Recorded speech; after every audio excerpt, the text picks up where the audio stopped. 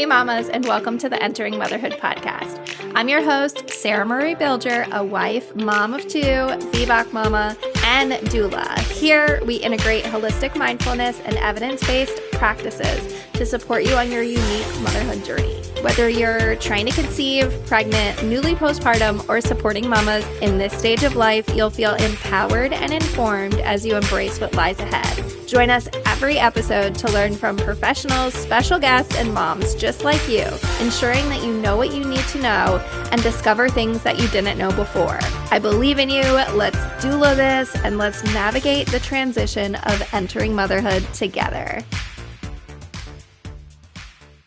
Hey mamas, how are you? I am super grateful for this episode because this is such an impactful story around postpartum psychosis. And Victoria is someone that lives locally here, so I know her personally, and hearing this side of her story and the layers behind everything just makes it so much more meaningful to be able to uncover those parts that were not very obvious to other people in her life and other people around her. She shares those postpartum psychosis experience that she has had, and just the fact that she is sharing her story is so special. So this episode is a little bit different because it is a lot of Victoria just sharing her story and speaking, not so much of an interview, but I hope that you get so much out of it and you really just listen to her experience and hear what she was going through in those moments and the vulnerability of her story so that you can pull parts of your story and understand how strong each of our stories are. Hello, and welcome to Entering Motherhood. I am so excited to have you here today and really get this conversation started. So how about you go ahead and introduce yourself for the listeners? Yeah, I am Victoria Greene. I am a mother to boys, a 4-year-old Cedar, a 16-month-old Banks. We have like a little homestead down in Belton, South Carolina, so not too far from Greenville. And we moved here from Hawaii back in 2019 and just dove into homesteading. And I was pregnant with Cedar at the time we moved and very unexpectedly experienced postpartum psychosis. And it was a tough run, but kind of have found more stability since then and ready to share my story with others.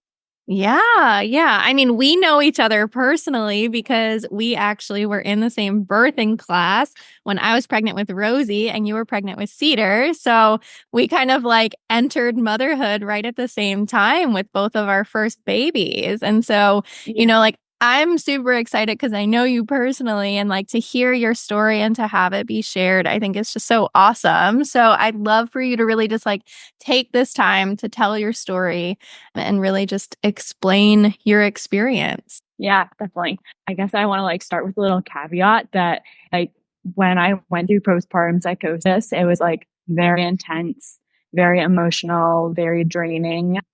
And but like a lot of my psychosis, like I think typically postpartum psychosis for a lot of people is like dark, scary thoughts, but mine was very like hyper spiritual. And I just felt like I was in this like euphoric state and wanted to like heal the world and heal everyone in the emergency room and heal everyone in the psych ward. Looking back now, like oftentimes when my husband and I are like telling someone about my experience, it's just like a bunch of laughs. And my sisters, who were very present through that experience, we talk about the crazy things that happened and like the things that I did, and we just like laugh about it. But in the moment, it was all very real and very emotional and like psychiatric emergency. So as I share today, like there are stories I can laugh about now that were like very scary and serious at the time. So I just don't want anyone who's gone through the experience to feel like, they're more recent in that, have had that experience that like, oh wow, like hers just like fun and games when like, no, it wasn't. But at this point, 4.5 years later, I can laugh about it. I don't know. But anyway, yeah. So I never had any mental health issues that I like was cognizant of prior to entering motherhood. I even, like, when I was living in Hawaii the year before I got pregnant, taught health and wellness at the high school level. And when it came to teaching them mental health, like that unit, I was like, man, I feel so ill equipped to teach this because I can give like no personal experience with this. And I was like, do I bring in a guest speaker so that I'm not just giving textbook definitions? And then just like a year and a half after having those feelings when teaching, I was in like one of the serious psychiatric experiences someone can have. So it definitely really took me and like everyone around me that knew me well by surprise. And my psychotic episode while I was in it led to a postpartum bipolar type 1 diagnosis. And I think like myself and my family, like the family I grew up in, my sisters and my mom were like, no, like Victoria's not bipolar. Like she's like very consistent, but something with the birth, like, and just all the hormonal changes triggered that underlying bipolar disorder that I probably was doomed to experience at some point. But that happened when I became a mom at 26 years old. So when I got pregnant, I was in a relationship with my now husband, Bo, and we'd been together for 6 months and got pregnant unexpectedly. So it was a big change. Like we had talked about like whether or not we wanted kids, and he's 13 years older than me. So he was like, if we're going to have kids, like it needs to happen in like the next 3 years. And I was like, no, like I'm 25. Like I'm not having kids for like a good 5 years. So having kids happened more on his timeline than mine, but we were definitely very excited about it. And yeah, happened unexpectedly, but we felt really good about becoming parents when we found out we were pregnant.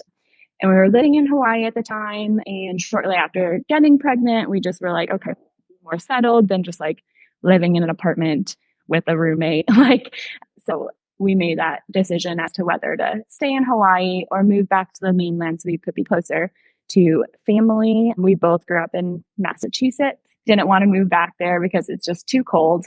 Bo's mom had recently moved to South Carolina. So we looked to in South Carolina and decided to move on to like a little 20-acre homestead. It wasn't being homestead at the time, but it was just pretty much 20 acres of pine forest with a tiny little house, and decided to make the jump sight unseen and move to South Carolina. So we moved in the first day of my second trimester, and it was hard, like, to kind of find community because we were so like far removed. We're like 35 minutes to Greenville or 30 minutes to Anderson, and there, where we live, it's just like I feel like people live there generation after generation and they know their people and they don't need to make new friends. Like everyone's friendly, but no one's looking for new friends. But luckily I met people like you through birthing class and just kind of got more connected in the Greenville community where there are more transplants and more people looking for new community. I luckily planned to have a sister that lives in Texas drive, like let her know, like, all right, I'm in labor, time to come, because she was just going to be there for like helping, because my husband was going right back to work like the day after I birthed the baby. So she was coming to help with meals and clean the house and whatever I needed. So she actually arrived to our house like just before we came home from the hospital the day after Cedar was born. And I had a really good birth experience. Like I did plan during my pregnancy to give birth at a birth center, but they closed 2 weeks before I was due. So it was at the hospital, but that's still with the same providers I had planned to be with and everything. And I did have a natural birth and it like went well. So there was no traumatic birth incident, which I think can oftentimes trigger people with postpartum psychosis. And yeah, I just like felt he was born just before 7 p.m. I had been pushing for like 5 hours at that point. I did take like a break for a little bit during that 5 hours, but from like first push to final push was like almost 5 hours. But I think what like made me just like give it my all was like they were prepping me for shift change. And I was like, no, like I don't want a new midwife. I don't want new staff. I'm like, I'm having this baby. So at 6:57, he was born and we stayed at the hospital that night, left the next day. And that night I just stared at him all night. I like did not sleep. I was just I just like had this high after birth and was just so amazed at my baby. And I'm like, wow, like my body like grew this baby. Like, and I just thought he was so perfect. And no one asked me how I slept before I left the hospital. And I didn't think anything of the fact that it was like not a good thing to stay up all night. And then I think I got some sleep that second night when I did come home. But yeah, like still just like I was nursing around the clock. Like you don't get good sleep even if you're not experiencing a psychotic episode. But by day 3, now husband Bo, we still hadn't been engaged or anything at that time. But Bo and I had just a really hard conversation. I think I was like already becoming like a little bit manic, but wasn't fully aware of that. And I'm not very confrontational, but Bo was like doing things that was bothering me. And I was just like more confrontational than typical. And I'm like, what is up with you? Like, why aren't you being supportive right now? Like, and it just led to like a really hard conversation, just really triggered me. And everything just like went downhill. The conversation like made me question like whether we'd be parenting this child together or separately. It was just really overwhelming to have that conversation at 3 days postpartum. So yeah, like what he ended up saying that really just kind of broke me at that time was like, I don't know if I love you romantically or platonically, and I haven't known for 7 months. I just felt like very lied to because I'm like, we've been, like, I think I could have like handled him just being like in this moment. I don't know what I feel, but the fact that it like he hadn't known for the past 7 months and we've been like not building a home, but like creating a home together and creating this homestead together and envisioning a future together and being intimate. And I had a history of sexual trauma. So it really like had all of those emotions I hadn't fully processed resurface because it was like thinking of like those 7 months of feeling that we were in a loving, committed, long-term relationship that was intimate. I was like, I felt lied to, and I was like, I consented to being intimate with you within a loving, long-term relationship. And you've been lying to me and not telling me like how you feel. Even though like I knew something was kind of up, and it was right after we moved here, I like tried to have a conversation like, hey, why don't you do this anymore? Why don't you do that anymore? And he was just kind of like dismissed it, like, oh no, nothing's wrong kind of deal. I just was like not gonna allow myself to think something was wrong because he was like telling me everything was normal. And so I was like, okay, like if this is how he wants to show love, then that I'll just accept this for what it is. So throughout my postpartum psychosis, which I wasn't hospitalized till day 10, despite going to the hospital, like to the ER 3 times, between I think day 4 and day 6 and day 8. Yeah, it was like I felt like I was like facing my rapist. Like he became like this horrible, evil person in my life. And yeah, I loved him. And like I would kind of go back and forth throughout that psychotic episode of feeling like blissful, totally in love, and like admiring this person to being like, who the hell are you? I just felt this like need to repair the relationship, but then also at the same time, like was like this person's emotionally abusive, like he's totally a narcissist. I felt like he was like gaslighting me, and we definitely had to like work through a lot. And we did couples counseling, and like we're at a good place now, and we chose to get married like years later and had a second child together. But it was definitely like a hard journey. So I 3 days postpartum would like became very hyper spiritual, just feeling that like I was God and God was me and that we were all connected. And it wasn't like anything totally contrary to what I would typically believe, but it was just like such a strong feeling of connectedness and like love. And it's hard to describe.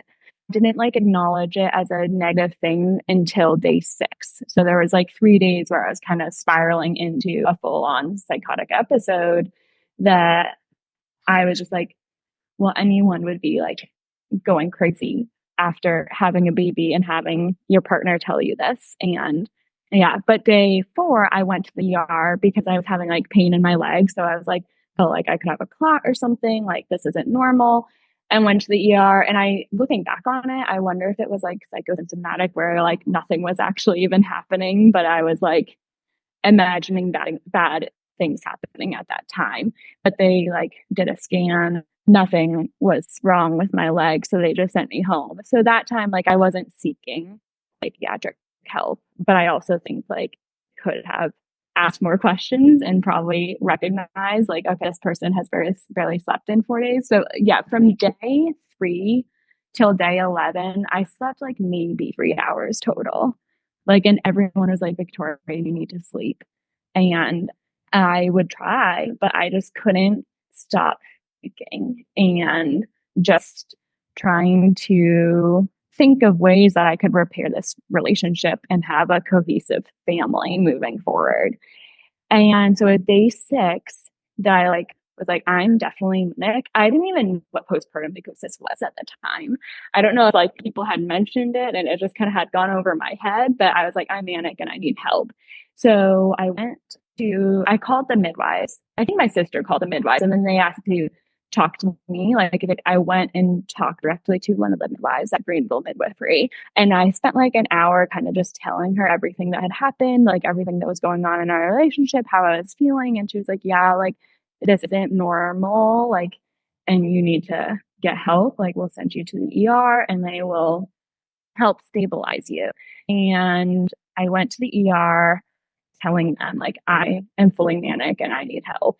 But I passed their psych eval and they told me what I was experiencing was normal.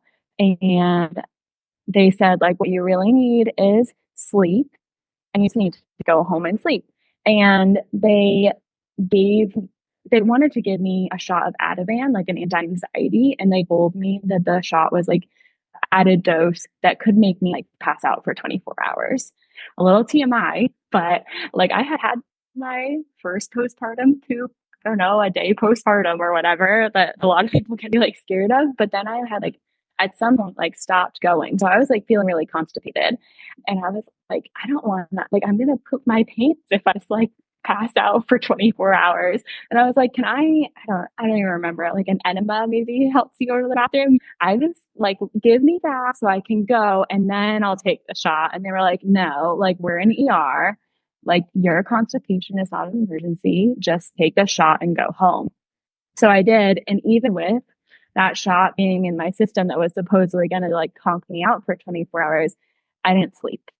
And from day 6 until day 11, after being in the psych ward for a day, I like finally slept some. So I went home, still didn't sleep. And day 7, my younger sister flew in, my older sister. I was like just processing everything with her verbally. And there's probably like 150 voice notes on my phone from like moments when she was sleeping and I didn't have anyone to talk to. But I was also really nervous, like, because I felt like I was having like that, like God was like channeling through me and all of these thoughts that I was having were really important. And I was like, I haven't slept in so long. If I fall asleep, I'm going to like forget all of these things that like need to be told to the world. So I was like just voice recording myself all the time. So day 7, my older sister was like, I need reinforcement. And she called in my younger sister who flew in from Colorado. You know, we have like a 650 square foot house. So to have 4 adults and a baby all in one house is just like really packed. And my sister was like sleeping on the floor or on the couch in the living room. A day 8, like woke up and for whatever reason was like really mad at Bo. And I ended up like going back to the nursery where like we had our guest bed in the nursery as well. So I was like, had been trying to sleep in air and I locked the door so that no one could come in. And I remember like calling my friend that lives in San Diego, who I worked with when we both lived in Hawaii. She was like a mother of 2 older children. And I don't remember like what I called her about or anything, but I left a voice note that was probably, or voicemail on her phone, like that was probably very concerning. And then I don't know. I remember like texting her after, like, I added you to my favorites list so that even though I put my phone on do not disturb so that I can just sleep, I'll give your call if you were to call me back because like my phone will ring for my favorites or whatever. And then I was like trying to go to sleep. And then I just was like, this is not a safe situation. Like, I just had this shot like 36 hours ago. Like, it could still be in my system if I did fall asleep. Like, what if I don't wake up to the baby crying and one can come in here because the door is locked? And I was just like, this is not safe. So I called 911 and I told them, like, I'm unfit to care for my child right now. Like, I am not okay and I need like help. And then I just like waited in that room because of, like, for whatever reason, and my feeling at the time was like me leaving this room and being in the presence of Bo is not safe for me. And the cop came, I don't know, probably like a half hour later. And it was like probably like 6 in the morning. And Bo and my younger sister were sleeping in the living room and like get a knock on the door with like a cop and like at the door. And I, at that time, like had seen the cop pull up from my window in the nursery. So I came out to the living room and Bo was like, who's here? And I was like, it's the police. And he's like, what? And I was like, I called them. Like, everything is fine. Like, and a policeman like spoke to me and I'm like, I gotta feed my chickens. Like, I gotta go tend the garden. And I'm like walking out in a robe and just like trying to pick up 40-pound bags of chicken feeds, go feed the chickens, but like simultaneously having a conversation with him. And then he like spoke to both my sisters and both separately to kind of get an idea of what's going on and everything. And then he came back and spoke to me and he was like, everything you're experiencing is normal. My wife had a really hard time postpartum. You really just need to prioritize your sleep and just try to relax as best you can and you'll get through this. And I was like, WTF? Like, I called for help. Like, why isn't anyone helping me? Like, this is not normal. And he left. Then Bo and my sisters were like, we're going to go back to the ER and get you help. And I'm like, no, like, I've been there twice. They didn't do anything for me. Like, I called to report myself unfit to care for my child, and they didn't do anything for me. Like, I'm done with this. Like, I'm not doing it. And I found out, like, I don't know, at some point after my hospitalization stay, that my sisters and Bo were like, yeah, that cop didn't want to like make the process more traumatic for you by like calling an ambulance and having you like be separated from everyone. And he just felt that it was better that we brought you in, but he did acknowledge like she's not normal. And they told them you need to bring her to the ER. But he like told me, the person asking for help, everything's fine, and just like didn't validate all of the concerns I had voiced over the phone. So I was just like very untrusting of the whole system. Eventually, I like complied with Bo and my sisters and went back to the ER just, shortly after. Okay, so when we did our birth class together, Julie Byers said that when you go into the hospital, when you're in birth, like the lights and all the business and everything can be overwhelming and make you regress. So like wear an eye mask, sound canceling headphones and stuff. So I was like, yeah, like I'm doing that. So I like wore this eye mask and big headphones. And with my sisters, I was like, tap me once on shoulder with one finger if you want to talk to me. Tap me twice if you need me to talk to anyone that like works within the hospital so I can like mentally prepare or whatever. When they brought me into the hospital, I hadn't shaved my underarms in quite some time. And I was like putting my arms up, being like, women don't need to shave. And F Trump and this like hospital system and the medical system in America sucks and blah, blah, blah. Like just like screaming and like going off on all of these tangents. And the security like came right up. My sisters are like, do you have this under control? And we're like, yeah. And I'm like wearing a mask and headphones and I don't know who they're interacting with, but they're like, Victoria, you have to be quiet. Like, I don't know. I don't know what they thought the security would do otherwise, but I was very psychotic at that point. So I was admitted. I finally failed the psych eval like I wanted 2 days before when no one would listen, but they didn't have any beds in any local psych wards. We started giving me meds of some sort, I want to say, during the ER visit, but I was in the ER for like 48 hours, which there was some like good to that because this was pre-COVID by a few months. And my sisters could be with me, Bo could be with me. They'd bring Cedar in to nurse. But then like once I was in the psych ward, I had an hour visitation a day and no one under 18 was allowed. So that was really, really hard. But yeah, those 2 days, like my sisters, like one of them was always with me.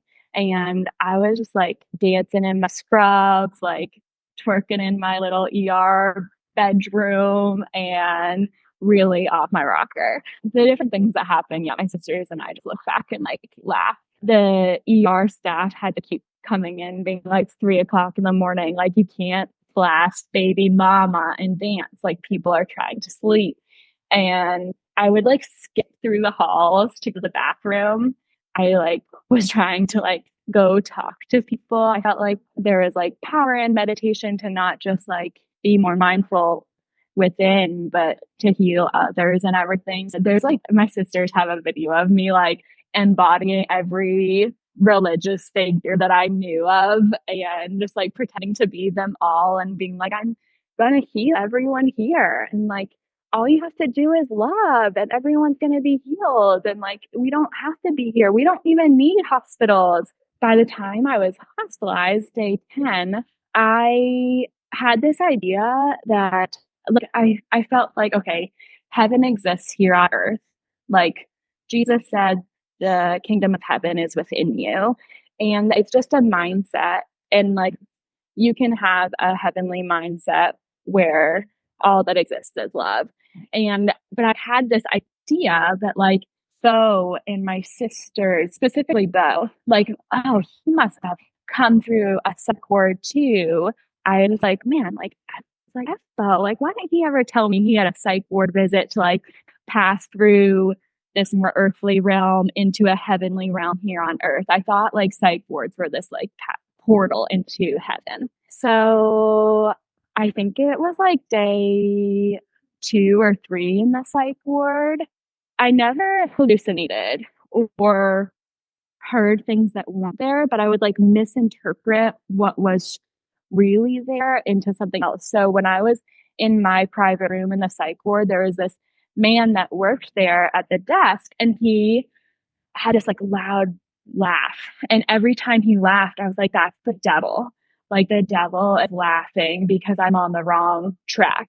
So Julie also taught us like when you're breastfeeding, switch your hairband onto the arm you last fed on so you know which one to do. So I would wear my scrunchie on my right arm if I hadn't heard the laughter in a while. I was like, okay, I'm on the right track. Like the devil's not laughing at me. And then like I'd put it on my left, being like, oh, now I'm on the wrong track because the devil's laughing. And I was just like organizing things in my room. I had very little things. They don't let you bring in much into the psych ward. And it depends on your behavior, whether or not you do get to keep the things you bring in. But I had like my toiletries and my clothes. I had a swaddle that I would like hold. Like I would just like pretend it was Cedar because it wasn't with Cedar. Was like putting things on my windowsill, like in order of how important it was to me. Like Cedar came first, and then I had like a love letter to Bo that like came second. And I kept like reorganizing it. Like, what's the most important thing in my life? And then I like removed everything that wasn't important and just like put it on the floor. And then I was okay, everything left on my windowsill is like my altar and what I choose to like show love to and receive love from. And then I felt like, okay, and I never had suicidal thoughts during that first psychosis, but I felt like we had to kind of die to our ego, like Jesus died, in order to enter this kingdom of heaven. And part of that was just kind of letting everything in this existence go. So, I was postpartum, so I was still bleeding vaginally. And to me, that was like Jesus' sacred blood for some reason. And I I remember like then taking one thing up the altar at a time and putting it on the floor. I remember just like really struggling with like putting the swaddle on the floor and just being like, I like, I felt like, okay, I have to kind of experience this path in order to fully live. But I was like, I have to like be willing to let go of Cedar, even though I felt like when I entered this more heavenly realm here on earth, I'll still be connected with him in one way or another. Like maybe he'll be in a different form. But I like just was like, I just want my baby. But I felt like God was telling me to lay it all down. And then I like had all of the belongings that I had brought into the hospital just on the floor. And I like stood over them and I was naked. Like, I had to strip off everything. And I'm in a private room.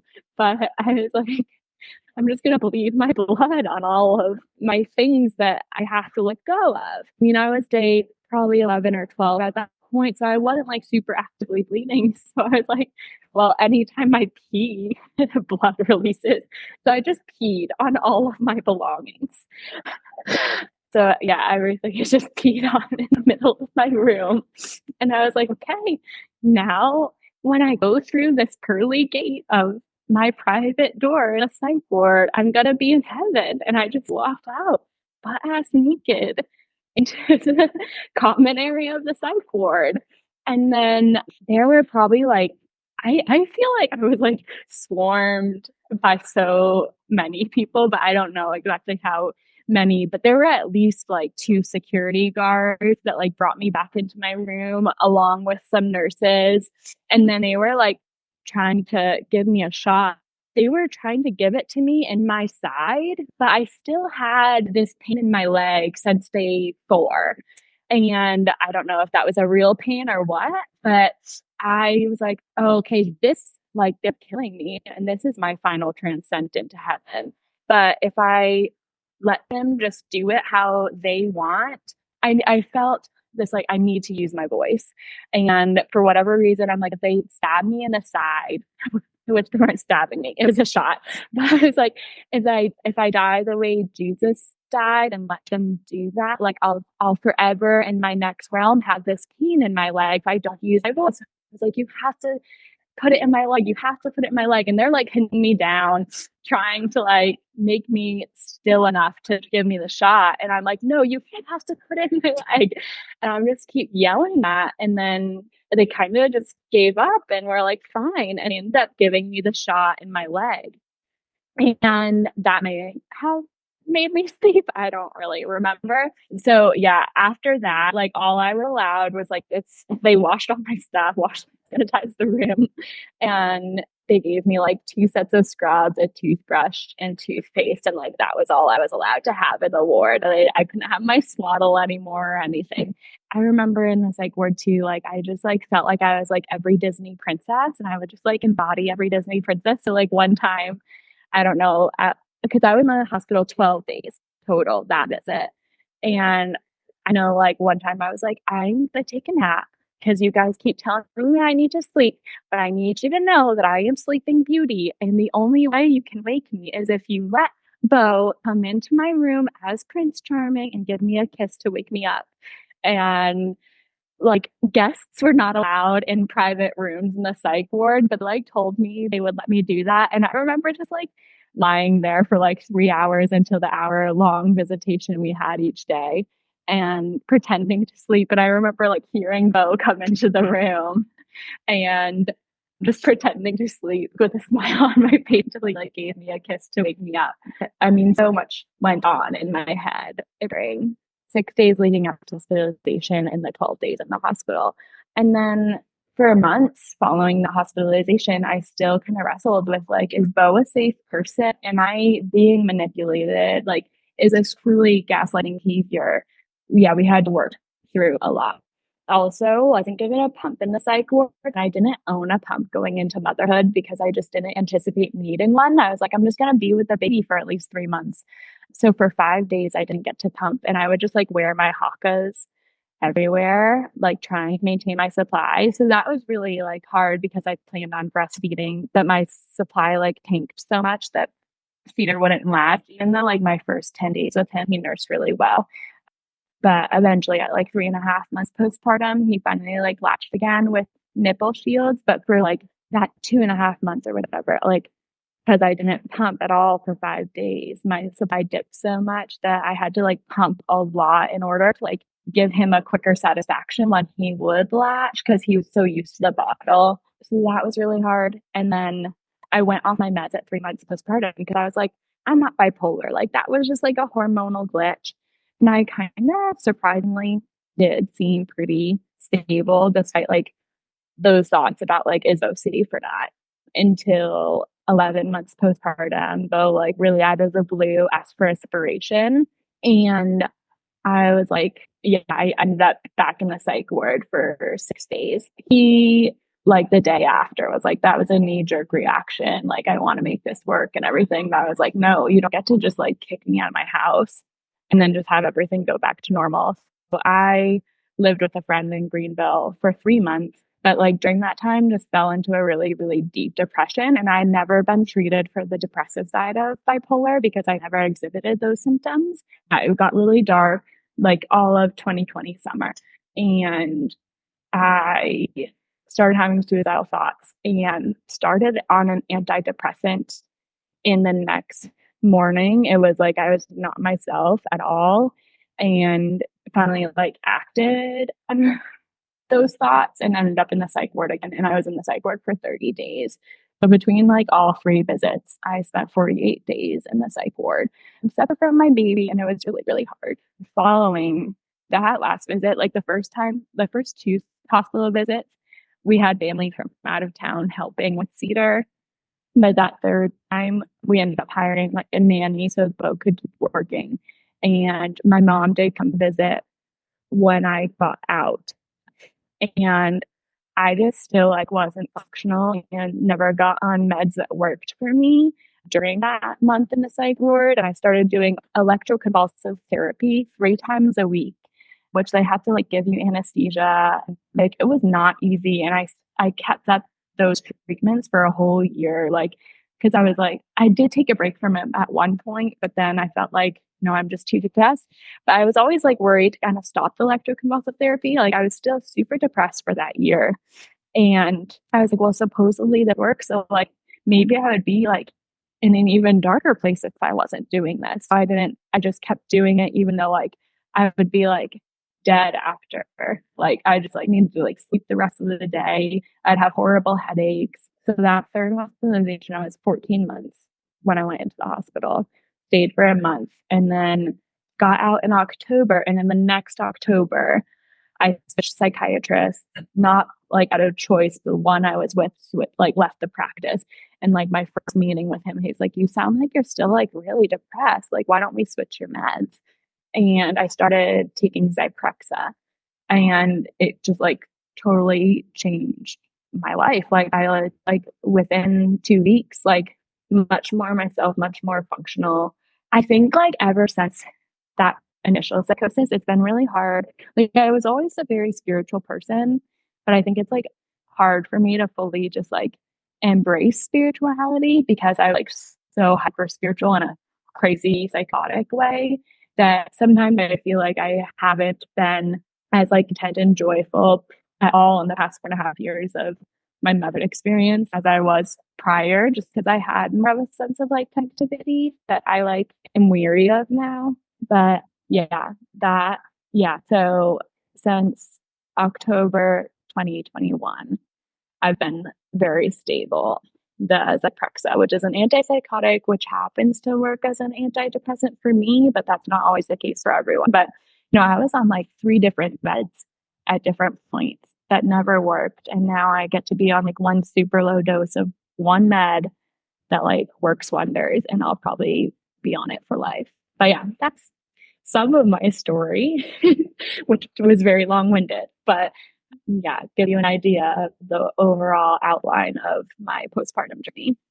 Yeah. And I just want to say, like, thank you so much for sharing all of that and everything because like I said like in the beginning like I know you like I've met you personally, we've hung out, but it's like those deeper layers of like this conversation and like really getting to understand like somebody else's experience that like either just doesn't happen on a day-to-day basis or like it takes so much time for you to want to share those things about you as well and like want to share and open up and really kind of like uncover so many different things. And like you said, like now you can laugh about, like the little things and stuff that like happened and you throwing your hands up in the air and your armpits not being shaved or like peeing on your stuff. Like I think it's just like those little things, but it's like it was very real and very serious. And even going back to the very first time that you went into the ER and said like I need help and for them to be like nope like okay like you're fine. It's crazy to think like if you weren't actively like pursuing and pushing to find the help like where we can see the cracks in the system and the way that we're not serving moms and the way that we're just not serving people in general but like moms specifically like nothing was like previously occurring and then this hit and you're saying like I am not myself and they're being dismissive or not really hearing and validating what you're feeling. And so I think it's like, you can look back now and see so many different things, but for people that are either going through that or like your sisters and Bo, like to be experiencing somebody and seeing them going through that, it's a very real situation that it needs to be talked about. It needs to be discussed. And we need to be, finding different solutions and ways of like how we can be more openly talking about it and really kind of exploring what's going on. I'm super appreciative of you sharing your story. Thank you. Thanks for creating a platform where mamas can share those stories. And what do you feel like the most, like looking back now and like, you've had a second child since then, like how was your experience different the second time around and what things were you kind of like looking out for or like preparing for, like going through Yeah. the second time? Yeah.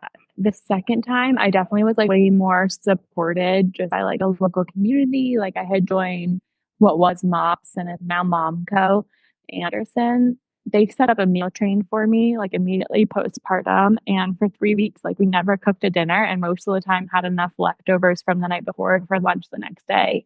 And I had moms from that group who I'd never even met before because it was like October. So it was early on in that like calendar year of MOPS. They were like, yeah, bringing me food. Though the company he worked for was acquired by another company that now gives 12 weeks paternity. They call it paternity bonding leave. And that was like a game changer, just like, and Bo and I having a much more stable, healthy relationship going into that postpartum journey and really having like I don't know, just having like the exact birth that I wanted and just knowing what I wanted and knowing the amount of support I needed. Also having a great perinatal psychiatrist who's like, she was just like, I leave work at 4 typically. She go get my daughter, but she can stay in childcare till 5:30. So anytime you have an issue, like I have a 4 o'clock opening for you. I remember like probably at like 7, 8 months into pregnancy with my second, I was asking her during one of our sessions, I was like, so if I have to be hospitalized, like which hospital do you best recommend for moms that have babies that like would be the most flexible? Like I would go to North Carolina because I know there's like one that's a little more mommy baby friendly there. Like, because I just don't want to like be separated from a baby again. And she was like, why are you even thinking that? Like, you've been stable for a year and like, I'm here for you. And like, if you have an issue, like we're handling this outpatient, like you're not going to need to be hospitalized, which I think I was like a little unsure of. Yeah, it all ended up going well and just having extra support and really knowing like what I wanted, having certain boundaries with certain family members and accepting more help from others really made a difference. Yeah, I think that's, It's a lot of that, like, having the support and, like, being open and honest and aware of, like, different situations and stuff, and I mean, like, we could make a whole other episode about, like, your births and everything of those experiences too, but, it's just, like, one of those things where, like, I'm so appreciative of people like you to be, openly talking about this and sharing it because we don't know we don't know, like, what somebody's experience is until, like, we can hear their story and really, like, tap into that, and even, like, you were in a different headspace then than you are now, so it's like you can, like, recall, like, looking back and, like, all of those recordings and stuff, like, do you listen to them, like, often, or is it just one of those Um, things that you no, recorded and never and looked actually, I back? was also when I got into the psych ward, you're not allowed a phone, but I felt like all of these feelings and thoughts are so important. So I have like a brown paper bag, like a brown grocery bag full of all of these things that I wrote that I've never touched because I haven't really cared to, I guess. Like I'm like, I don't know if I need to like relive all of that, but at the time I was like, I'm gonna write a book about all of this. So I'm keeping all of this. And then I listened to like one recording randomly one time and like I haven't even listened to the others. There's like videos my sisters took, like me doing my baby mama dance and pictures that we've looked at and stuff. My sisters actually shared a video that they took when like my day one in the psych ward. They just shared it with me over the weekend of them like laying on a blanket outside the psych ward waiting for visitation time and just kind of recapping some of the things that had gone down and lessons they learned from the experience and stuff. But it was really nice. Bo and I listened to one recording last night that he had on his phone from my second manic episode when I was 11 months postpartum. He was just like, oh, yeah, I have a few because I don't know, like there was a time where my phone was dead or something and I made him record these things. But yeah, my second manic episode, I just like had this mantra like I am rooted in reality. And I pretty much the days leading up to a bed opening at the hospital. And once I was in the hospital, I was just like, I'm rooted in reality. I'm rooted in reality. I'm rooted in reality. And I so wasn't. The voice message we listened to last night was a lot about just, it was a shorter one, just like a minute long one, being like, I'm rooted in reality. And yeah, someday I feel like I have other projects going on in life and my priority to process that and like put it into a story of any kind at this point. But like, yeah, I'm just kind of like, I know that like when I open up those voice notes and that paper bag full of, like filing cabinet, I'll remember all those stories that just don't feel necessary right now. I kind of want to have that be like a project at one point that I'm just, opening my own homeschool enrichment program now and doing other things that wouldn't allow for me to like give that the time that it deserves at some point down the line. I might like, write my book when I'm 50. Yeah, you definitely have time to, dig back into those things if you want or know that they're there.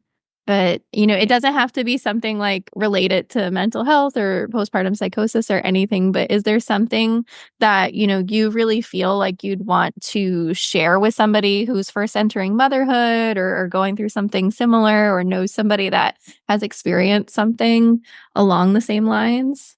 Yeah, definitely. If there's one thing I want every listener to take away from during my experience, it's this. I just want people to never underestimate the power of reaching out for help. Postpartum psychosis is a really serious condition, but with the right support and treatment, recovery is possible, even if it takes time. And I don't want people to suffer in silence, even when asking for help is scary. And I want people to understand that intrusive thoughts are a really common symptom of perinatal health. And those thoughts have nothing to do with you as a mom or your ability to love your baby. And you are not alone. And you serve to get the help you need to heal. Thank you so much for that. And like that's even getting like me all teary-eyed. Like it's such a vulnerable time in general. And then adding on different layers can really just make it such a difficult time. But like reaching out for help and like knowing that like it doesn't have to do with like the quality of who you are as a person, but you know, like you can get the help that you need. And I'm just so thankful for you. I could hug you. Like big virtual hug. Thanks. But yeah, I mean, like, again, like, just thank you so much for sharing your story and really sharing your experience. And, you know, I know that you share things on social media as well, and you've talked about your homestead and everything that you're doing. But where can we, you know, reach you, get in contact with you? Where do you like to hang out? Like, if we want to, you know, this episode really spoke to somebody and they really want to, you know, like reach out to you and talk about their experience or, you know, share something about their motherhood journey, where can we get in contact with you? Yeah, Instagram is like really the only place I'm active on social media. I have like my personal account that I've shared some of my postpartum journey on. I like really randomly, when I was postpartum with Thanks, my second, shared like a comparison little reel between my postpartum experiences. And it like randomly got like 930 something thousand views. And it was really nice to like connect, to just like feel like my DMs were flooded with like moms that experienced similar things that appreciate that. And it did give me like kind of like a sense of purpose to be able to share my story and help others. So I'm always happy to connect with moms. And yeah, so Victoria Lee Greene, Lee spelled Lee and Green with the E at the end, is my personal account on Instagram. And then my homestead farm account is Organic Farm.